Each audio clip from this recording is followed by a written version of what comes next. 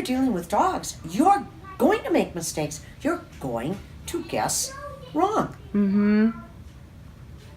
Because there's no way, first of all, to ask why a dog did something is sometimes a waste of time and energy, because we can come up with all kinds of human reasons, not dog reasons. We can come up with all kinds of human reasons, but we can't turn to the dog and go, is this why you're doing that?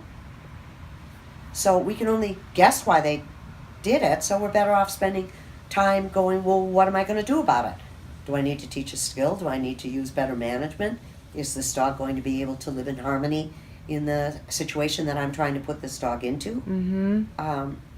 But back to this mistake about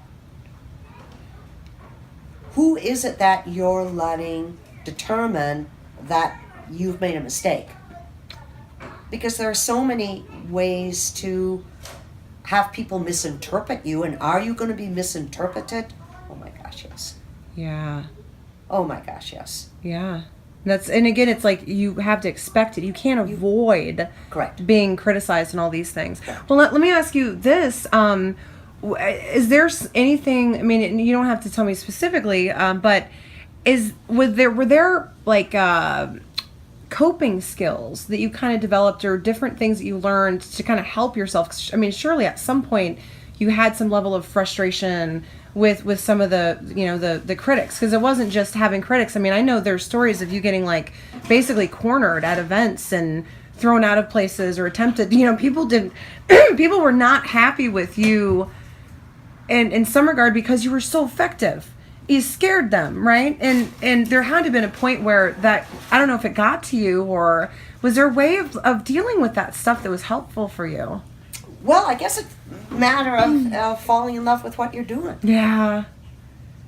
I'm in love with dogs, and I'm in love with what I'm doing with dogs.